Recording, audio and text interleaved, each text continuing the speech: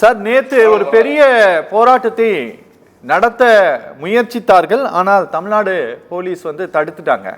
BJP குறிப்பாக இந்த டாஸ்மார்க்கில் நடந்த முறைகேடுகளை கண்டித்து தான் சம்பந்தப்பட்டவர்களை உடனடியாக அவங்க மேல நடவடிக்கை எடுக்கணும் அப்படின்னு சொல்லிட்டு இடி இந்த மாதிரி ரொம்ப வெல் டீட்டெயில்டு ஒரு ப்ரெஸ் ரிலீஸ் கொடுத்த பிறகு பிஜேபி மாதிரி ஒரு பார்ட்டி இங்கே கவர்மெண்ட்டை ஃபார்ம் பண்ணணும்னு நினைக்கிறவங்க அப்படி ஒரு போராட்டத்தை நடத்த முயற்சித்தது எந்த வகையிலும் தப்பு கிடையாது. ஆனால் சட்டத்துறை அமைச்சருடைய சார்ஜ் என்ன அப்படின்னா, இந்த அமலாக்கத்துறையினுடைய இந்த சோதனையே அரசியல் பழிவாங்கல் அப்படின்னு சொல்லியிருக்காருல்ல, அதுக்கு ஏதாவது உங்ககிட்ட எவிடன்ஸ் இருக்குதா?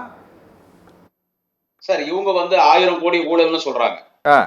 1000 கோடி ஊழல்னு சொல்லி அரசின் மீது இவங்க பழி சுமத்துறாங்க. நான் என்ன கேக்குறேன்னா, சட்டத்துறை அமைச்சர் மாண்புமிகு ரகுபதி அவர்கள் ஸ்டேட்மெண்ட்ல அவருடைய அறிக்கையில என்ன தெரிவிச்சிருக்காரு, அதே தான் நான் கேக்குறேன்னா கேட்டா, நீங்க 1000 கோடி ஊழல்ன்றீங்க, உங்களுக்கு அதுக்கு எவிடன்ஸ் என்ன இருக்குது? இடியா இருந்தாலும் அமலாக்கத்துறையா இருந்தாலும் நீங்க எவிடன்ஸ் சொல்லணும். 1000 கோடி ஊழல்ன்றீங்கல்ல, 1000 கோடி ஊழல்னு சொல்லிட்டு அடுத்து நேத்து அண்ணாமலை அந்த போராட்டம் எல்லாம் முடிஞ்சு மண்டபத்துல வெளியே வந்த பிறகு அண்ணாமலை கொடுக்குற ஸ்டேட்மெண்ட் என்னன்னு கேட்டா, அது 40,000 கோடி கூட இருக்குது, 40,000 கோடியா கூட அது உயருதுன்னு சொல்லி 1000 கோடின்னு சொன்ன அண்ணாமலை அப்புறமா 40,000 கோடின்னு சொல்றாங்க. So there is no any evidence. எந்த எவிடன்ஸ் இல்லாம அரசின் மீது பழி போட வேண்டும் என்று ஒரு குற்றச்சாட்டை தான் இன்னைக்கு பிஜேபி அரசு தொடர்ந்து செயல்பட்டு கொண்டிருக்கிறது. இந்த இடி அமலாக்கத்துறை என்னன்னு கேட்டீங்கன்னா, இங்க பாருங்க, இந்த பிஜேபி உங்களை எப்படி பயன்படுத்துறாங்கன்னா எதிர்கட்சிகளை பழி வாங்கறதுக்கு தான். அண்ணே, அவர் இன்னும் பேசவே தொடங்கலனே, அதுக்குள்ள நீங்க குறுக்கிட்டீங்கன்னா என்ன அர்த்தம்? அவர் இப்பதான் பேசவே ஆரம்பிக்கிறாரு. செல்வம் அண்ணே, கொஞ்சம் அனுமதிங்க தயவு செஞ்சு, நான் அடுத்து உங்ககிட்டயே கூட வரேன்.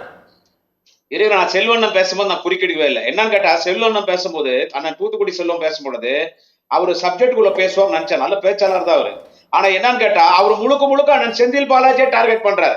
செந்தில் பாலாஜி தெளிவா சொல்லிட்டாரு, ஆதாரம் இருந்தா சொல்லு, இதை நான் சந்திக்க தயார், நான் தேவையில்லாம அண்ணாமலைக்கு நான் பதில் சொல்ல தேவையில்லை, நான் டைம் வேஸ்ட் பண்ண தேவையில்லைன்னு தைரியமா பேசுறாரு செந்தில் பாலாஜி. இதே செந்தில் பாலாஜி அவர்கள் தான் அங்கே அண்ணன் செல்வம் பேசும்பொழுது சொன்னாரு, ஓராண்டு காலம் சிறையில் இருந்தார், பிஜேபி அரசு அவர் பழிவாங்க வேண்டும் என்று ஒரு பழைய வழக்கு. அவர் பிஏடிசியில அமைச்சரா இருக்கும் போது ஏடிஎம்கேல அந்த வேலை வாங்கி தர விஷயத்துலதான் கைது செய்யப்படுறாங்க. அதை பணம் கொடுத்தோம், திருப்பி வாங்கிட்டான், கோர்ட்லயும் சொல்லிட்டான் நாங்க பணத்தை திருப்பி வாங்கிட்டோம். ஆனா நான் செந்தில் பாலாஜியை கைது பண்ணணும், அவரை டார்கெட் பண்ணணும், அதுக்காக பழி வாங்கணும்னு சொல்லி இந்த அமலாக்கத்துறையை தவறா பயன்படுத்தி அவர் அரெஸ்ட் பண்ணது பழைய கேஸ்ல. ஆனா அவர் டாஸ்மாக் மினிஸ்டரா இருக்கும் போது டாஸ்மாக் டிபார்ட்மெண்ட்ல ஊழல் பண்ணாருன்னு சொல்லி அவர் கைது செய்யப்பட்டு ஒரு ஆண்டு காலம் அண்ணன் செந்தில் பாலாஜி சிறையில் இருந்தார் கேட்டால் இல்லை.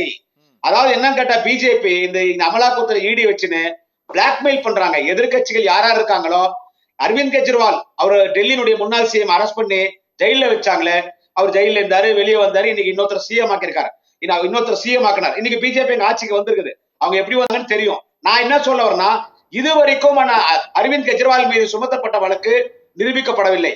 அதே போல்தான் நீ ஒரு வாயில சொல்லிட்டு போற 1000 கோடி ஊழல். நேற்று ஆர்ப்பாட்டம் நடத்தினார் அண்ணாமலை. நான் கேட்கிறேன் நெறியாளர்களே, அண்ணன் அரவிந்தர்களே, ஆர்ப்பாட்டம் நடத்தினாங்க அவங்க? இல்ல, ஆர்ப்பாட்டம் பண்ணிட்டாங்க சார். அவங்க எங்க ஆர்ப்பாட்டம் பண்ணாங்கன்னு சார் அவங்க என்ன சொல்றாங்க சார், அதாவது ஒரு மேடை ஏறி ஒரு அரசை கண்டித்து முழக்கமிட்டால் அதற்கு காவல்துறை அனுமதிக்கும். ஆனால் இவங்க அந்த டாஸ்மாக் ஆபீஸ் உள்ள முற்றுகையிட்டு உள்ள போறேன்னு சொல்லி போகும்போது அது ஆட்டோமேட்டிக்கா போலீஸ் அரெஸ்ட் தான் பண்ணுவாங்க. போலீஸ் அரெஸ்ட் பண்ணும்போது நீங்க உள்ள போக வேண்டியதானே பிஜேபி. அவர் என்ன சொல்றாரு, எச் ராஜா அது நாய் யாத்திரை வண்டி, அதில் நான் வரமாட்டேன்றார்.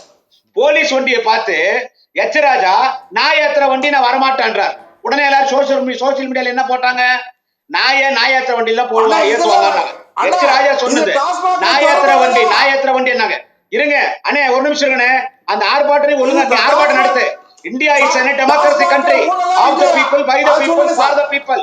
இந்த நாடு ஜனநாயக நாடு. போராட்டம் நடத்துவதற்கு, ஆர்ப்பாட்டம் நடத்துவதற்கு எல்லா உரிமை இருக்கிறது. ஆனா அங்க போய் அரசியல் பண்றீங்க.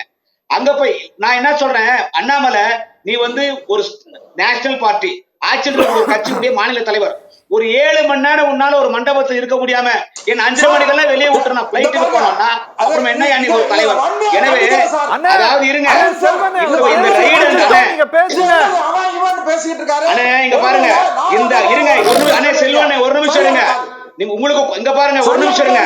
ஒரு வீண் பழி திராவிட முன்னேற்ற கழகத்தின் அரசின் மீது 1000 கோடி ஊழல்னு சொல்லிட்டு அந்த இடத்துல அண்ணாமலை என்ன பேசுறாரு, ஒரு அன்பார்லிமெண்டரி வேர்ட் யூஸ் பண்ணலாமா?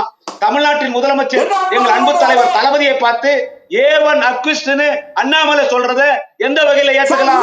இதுல இருந்து தெரியல திராவிட முன்னேற்ற கழகத்தின் அரசின் மீது வீண் பழி சுமத்த வேண்டும் என்று அண்ணாமலை போடுற ஒரு சீனை. ஏவன் அக்விஸ்ட் கொஞ்சம் முதலமைச்சர் தலைவர் தளபதியை பார்த்து பேசுங்க. இருங்க. முதலமைச்சர் தலைவர் தளபதியை பார்த்து எந்த விதமான ஆதாரம் இல்லாமல் அண்ணாமலை ஏவன் அக்யூஸ்ட் என்று ஒரு முதலமைச்சர் சொன்னால் நான் சொல்ல மாட்டேனா? Indian fraud politician is number one. Indian national fraud politician is Tamil Nadu BJP president. Annamalai is a fraud politician. He is an A1 accused in politics. இது நான் சொல்லுவேன். ஏனென்று கேட்டால் எங்கள் முதலமைச்சர் தலைவர் தளபதியை பார்த்து அரசியலில் அப்பழுக்கற்றவர் தலைவர் தளபதியை பார்த்து ஏவன் அக்யூஸ்ட் அண்ணாமலை சொல்லும் போது இது குடியாத்த குமர கண்டிக்க மாட்டானா? இன்னைக்கு பிஜேபில தமிழ்நாட்டில் இருக்கிற அத்தனை அக்யூஸ்ட் இன்னைக்கு பிஜேபில இருக்கான். தமிழ்நாட்டில் இருக்கிற அத்தனை அக்யூஸ்ட் இன்னைக்கு பிஜேபில இருக்கான். எல்லா அக்யூஸ்ட்க்கு யாருன்னு கேட்டா அண்ணாமலை தான் ஏவன் அக்யூஸ்ட். சரி, கொஞ்சம் முதலமைச்சர் தலைவர் தளபதியை பார்த்து இதுல என்ன சொல்றேன்னு கேட்டா இந்த அமலாக்கத்துறை ஈடு சார் கொஞ்சம் அமைதியா இருங்க.